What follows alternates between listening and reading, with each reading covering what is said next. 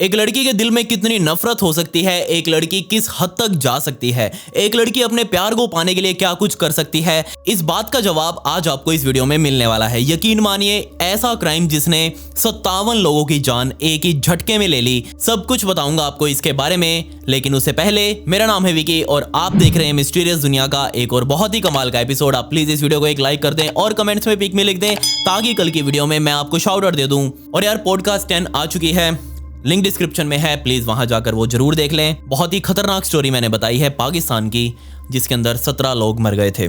जरा इस लड़की से मिलिए। इस लड़की का नाम नाजरा यूसुफ एलेंजी था। कुवैत की रहने वाली ये लड़की स्टार्टिंग में बहुत सही थी। इसके पास के बारे में ज़्यादा कुछ मैं आपको नहीं बताने वाला, लेकिन सबसे पहले मैं आपको लेकर चलता हूँ सीधा कुवैत में और बात करते हैं इस देश के बारे में।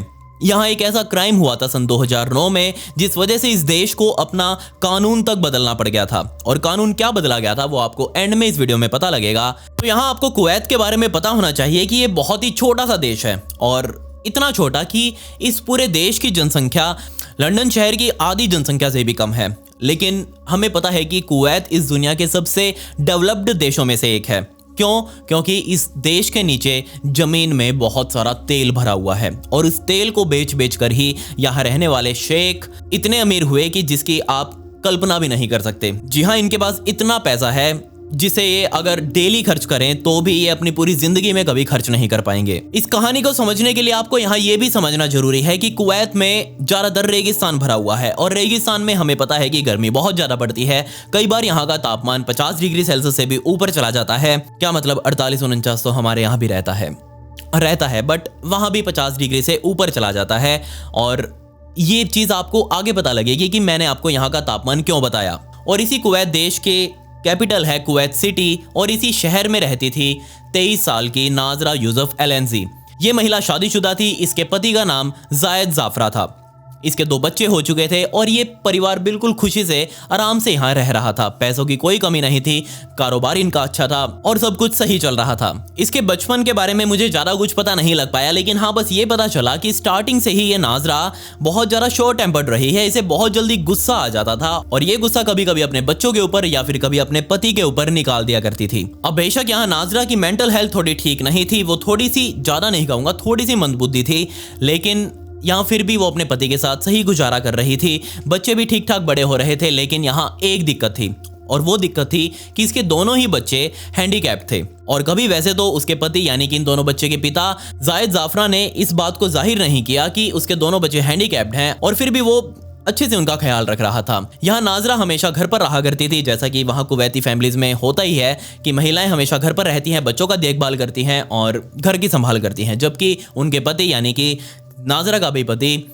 जायद अपने काम धंधे पे जाता था और फैमिली को एक अच्छी इनकम प्रोवाइड कर रहा था। लेकिन अब जायद का जो माइंड था वो पूरी तरह से स्ट्रेसफुल हो चुका था, और उसे अब लगने लगा था कि इस्लाम धर्म के मुताबिक वो अपनी 4 पत्नियां बना सकता है, तो वो क्यों एक के साथ ही इतने टाइम से रह रहा है, वो क्यों ना एक और पत्नी अपनी बना ले। उस टाइम पर उसकी उम्र 36-37 के आसपास हो चुकी थी, और उसने सोचा कि वो एक और शादी कर लेता है, और यहाँ उसने अपने लिए एक बढ़िया लड़की ढूंढनी शुरू कर दी। लेकिन यहाँ जब ये बात नाजरा को पता लगी कि उसका पति एक नई लड़की ढूंढ रहा है, नाजरा ने अपना आपा खो दिया। यकीन मानिए, घर में बहुत तगड़ी लड़ाई हुई। उसने जायद से कहा कि तुम ऐसा क्यों कर रहे हो, मैं तुम्हारे लिए काफी नहीं हूँ क्या? तो यहाँ जायद ने नाजरा को समझाया कि कोई भी आदमी 4 महिलाओं के साथ शादी कर सकता है, तो मैं अपने धर्म के मुताबिक ही चल रहा हूँ, तुम्हें इसमें कोई दिक्कत नहीं होनी चाहिए। लेकिन यहाँ नाजरा ने साफ तौर पर मना कर दिया था कि देखो, मैं कोई नहीं देख सकती कि तुम्हारी जिंदगी में कोई और लड़की भी हो, ये मुझसे बर्दाश्त नहीं होगा। लेकिन यहाँ जायद अपनी बात पर टिका रहा। उसने अपनी प्रोफाइल बनाकर एक बीच में जो दलाल वगैरह होते हैं या फिर ये जो रिश्ते वगैरह करवाते हैं, इनको दे दी बीच में,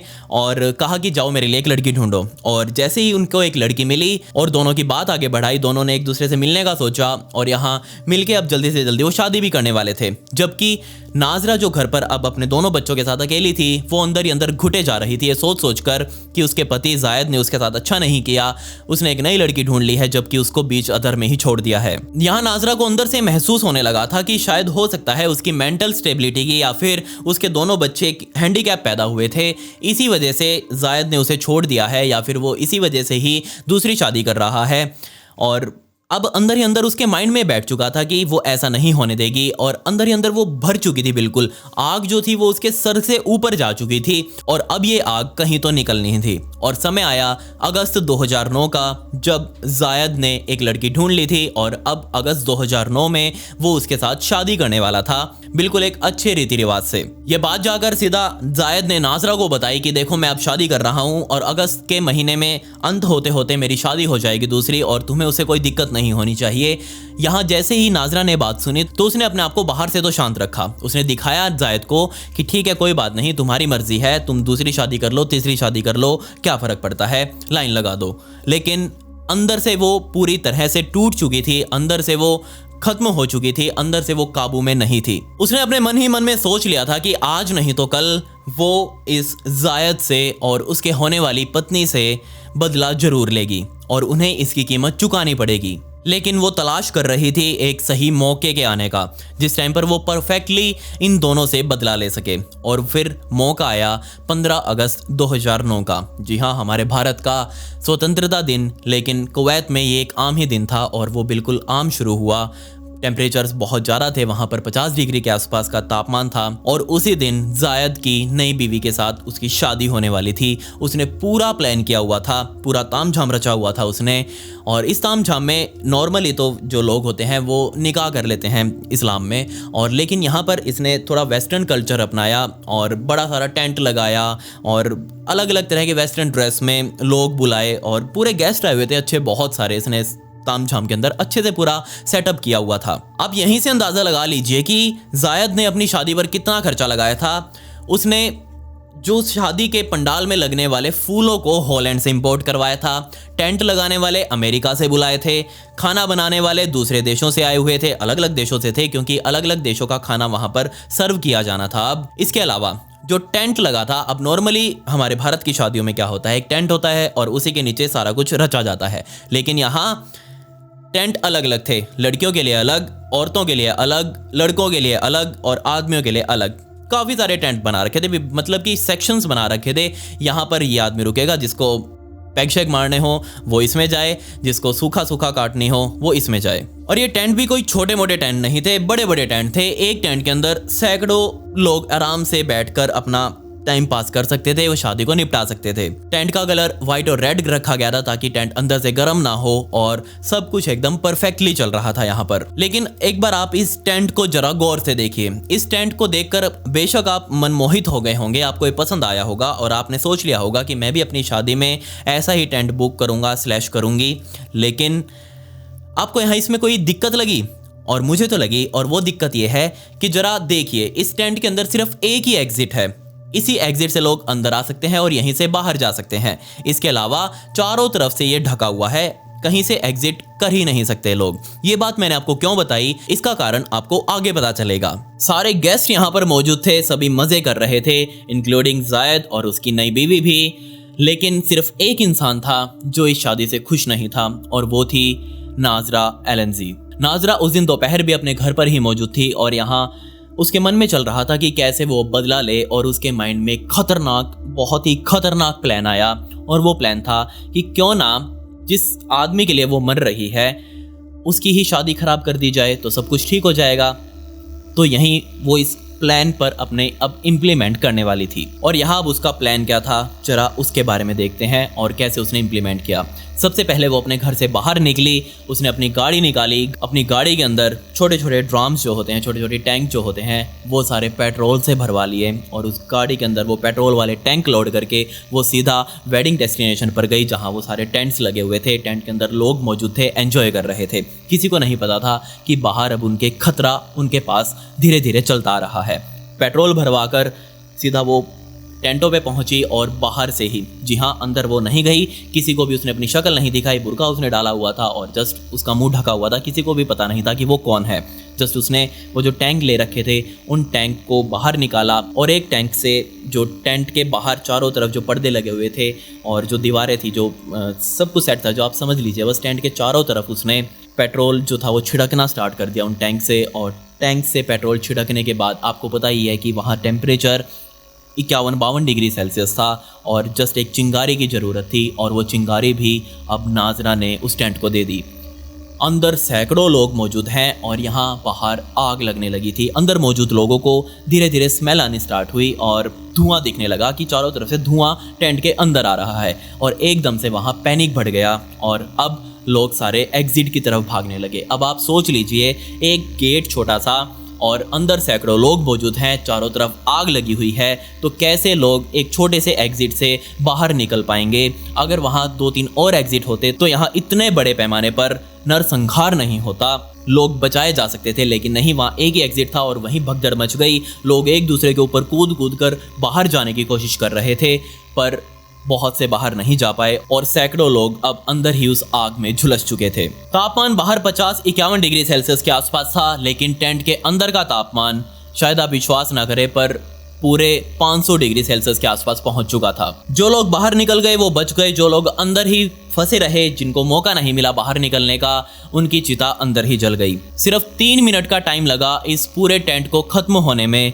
सोचकर देखिए, 3 मिनट पहले जहां लोग वहां अंदर बैठकर खुशियां मना रहे थे, लेकिन अब वहीं पर मातम पसरा हुआ था। लोग चीखने चिल्ला रहे थे। जी हाँ, 3 मिनट के अंदर वो सारा टेंट जो अभी तक लोहे के पिलरों पर, लोहे के पाइप्स पर खड़ा था, जो सारे पर्दे वगैरह लगे हुए थे, आप सोचकर देख ही लीजिए, पतले पतले पर्दे थे, वो कैसे आग नहीं पकड़ेंगे, वो भी पेट्रोल वाली, और वो भी 51 डिग्री सेल्सियस में। सब कुछ यहाँ परफेक्ट कॉम्बिनेशन था एक बढ़िया वाले क्राइम का, और यहाँ बढ़िया वाला क्राइम हुआ और 3 मिनट में लोग अंदर ही जलकर मर गए, खप लिए, कुछ बाहर निकल गए, कुछ झुलस गए। ये आग कितनी भयानक थी, इस बात का अंदाजा आप यहीं से लगा लीजिए कि सिर्फ 3 मिनट के अंदर ही वहां 41 लोग ऑन द स्पॉट मर चुके थे। इतनी भयंकर, इतनी तेजी से यहाँ आग फैली थी कि यहाँ लोगों को इमरजेंसी सर्विसेज या फिर फायर ब्रिगेड वगैरह को बुलाने तक का मौका नहीं मिला।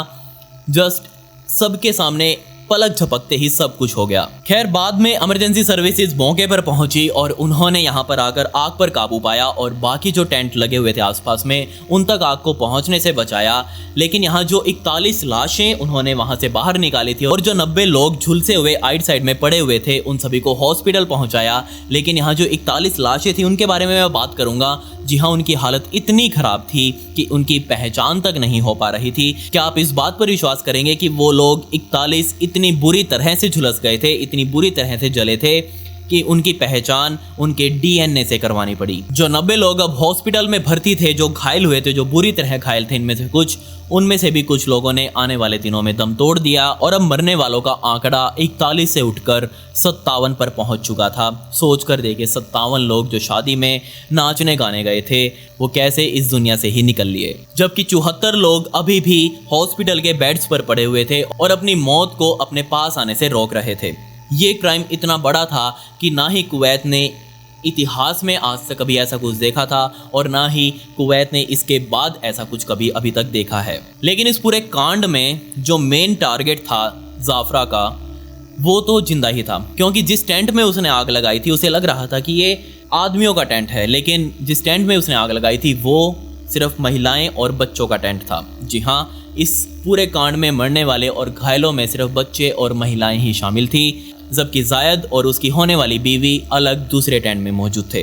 अब यहाँ पर शुरू की गई इस पूरे कांड की जांच कि ये सब कुछ हुआ कैसे। तो यहाँ अथॉरिटीज को सबसे पहले लग रहा था कि जरूर यहाँ पर कोई शॉर्ट सर्किट हुआ है, क्योंकि बहुत सारी लाइटें वाइटें लगा रखी हैं, इतना गर्म तापमान है, कोई ना कोई तार पिघल गई होगी ज़्यादा लोड की वजह से और उस वजह से ही उसने आग पकड़ ली। लेकिन जांच करते हुए पुलिस को पास ही में पड़े हुए पेट्रोल के टैंक दिखाई दिए और उनके अंदर अभी भी पेट्रोल बचा हुआ था।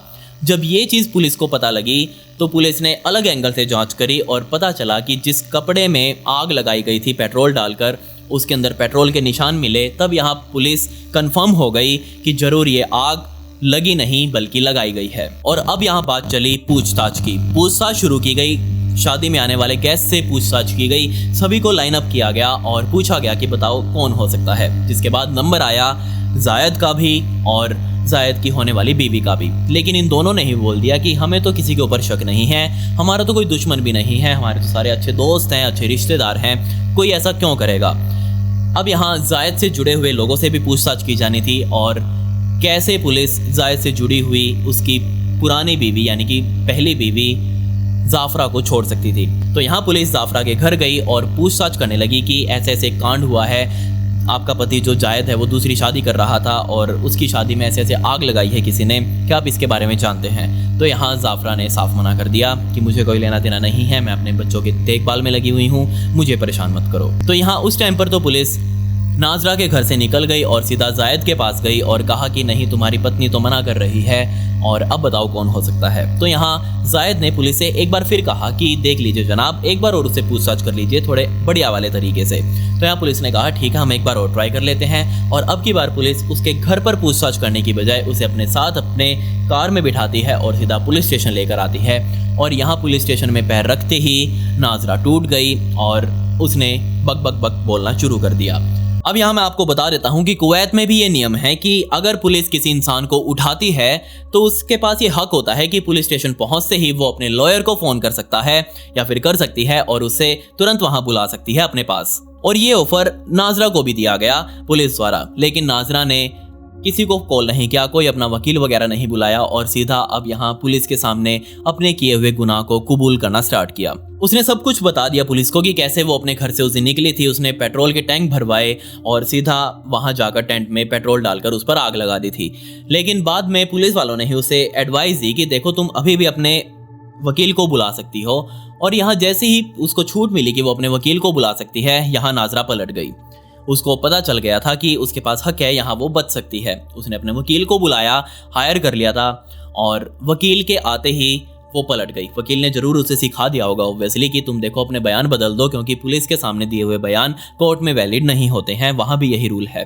तो यहाँ जैसे ही वकील आया उसने अपने बयान पलट दिए कि मुझसे जो भी बुलवाया गया है वो पुलिस ने अपने प्रेशर में आकर बुलवाया है, मैंने ऐसा कुछ नहीं किया, मैं बेकसूर हूँ, मुझे घर जाने दो। लेकिन यहाँ पुलिस उसके कॉन्फेशंस को रिकॉर्ड कर चुकी थी ऑन कैमरा और उस फुटेज को पेश किया गया कोर्ट में।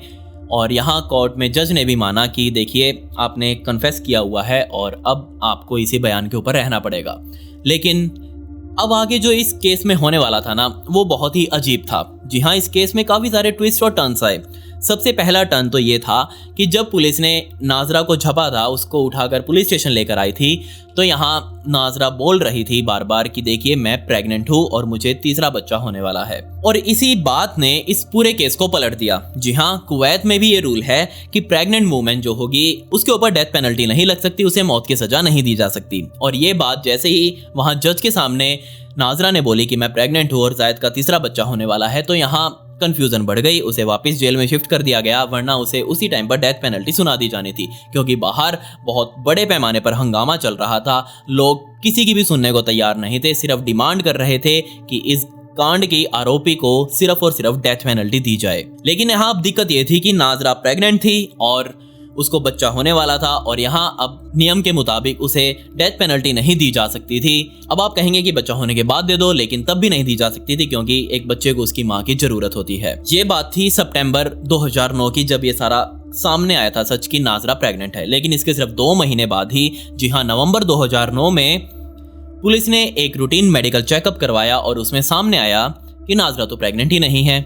जबकि उन्होंने जब 2 महीने पहले ये चेक करवाया था कि नाजरा प्रेग्नेंट है, उस टाइम पर तो प्रूव हुआ था कि नाजरा के पेट में बच्चा है। लेकिन अब 2 महीने बाद वो बच्चा कहाँ गायब हो गया। अब यहाँ नाजरा ने फेक अपनी प्रेगनेंसी उस टाइम पर दिखाई थी, मुझे तो पता नहीं कैसे दिखाते हैं, या फिर उसके पेट से बच्चा मिसकैरेज हो गया, ये भी पता नहीं चल पाया। लेकिन जब पुलिस को पता लगा कि ये लड़की प्रेग्नेंट नहीं रही, तो ये बात जाकर सीधा पुलिस ने कोर्ट को बता दी कि वो अब प्रेग्नेंट नहीं है। लेकिन यहाँ नाजरा को जब कोर्ट में पेश किया गया तो उसने साफ तौर पर ये बोल दिया कि जज साहब, मेरे पति ने यानी कि जायद ने ही जरूर जेल के जो गार्ड वगैरह थे उनके साथ मिलकर उनको पैसा वगैरह खिलाकर मुझे खाने में कुछ ऐसा दिया है जिससे मेरा बच्चा मिसकैरेज हो गया है। लेकिन यहाँ इस बात का कोई भी सबूत नाजरा के पास नहीं था कि उसके साथ मिसहैपनिंग कुछ हुई है या फिर किसी ने की है।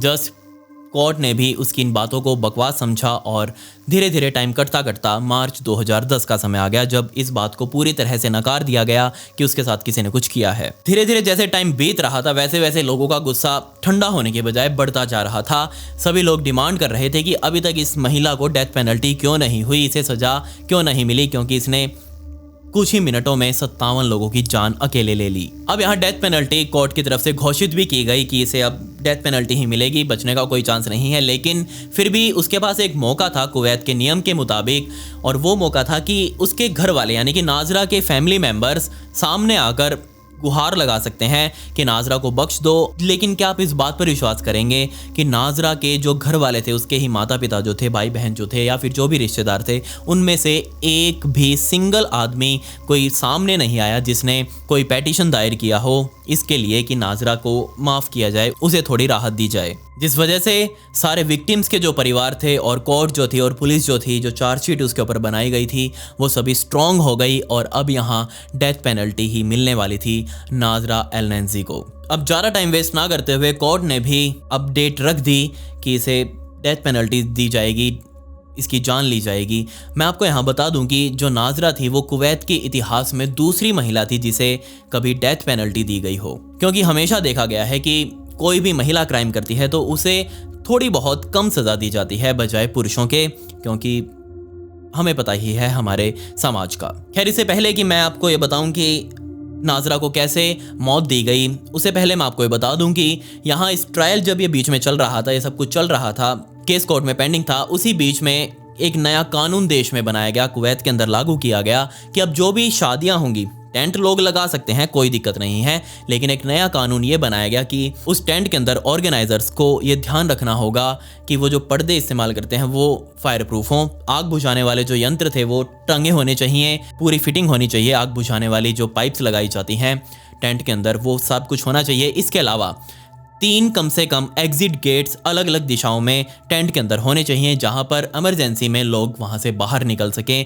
ये कानून उस टाइम पर देश के अंदर बना दिया गया था। जैसा कि मैंने आपको पहले ही बताया था कि नाजरा असल में अपने पति और उसके होने वाली बीवी को मारना चाहती थी, लेकिन वो इस दोनों ही काम में असफल रही, बल्कि बजाय अपने पति और उसकी होने वाली पत्नी को मारने के उसने